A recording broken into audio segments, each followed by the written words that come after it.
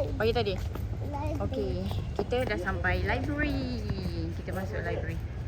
Library Masjid Baitur Rahman. Kita tengok dalam dia macam mana. Let's go. Library. Cantiknya banyak buku. Jom. Library pojok membaca digital. Jom kita tengok. Itu ada ni. Ada ruang baca kanak-kanak. Oh, seronoknya kat sini. Tengok banyak buku. Nak tunjuklah gambar.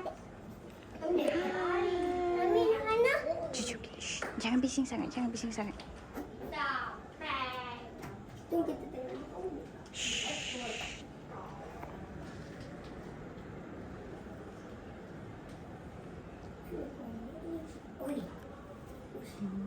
Cantiknya.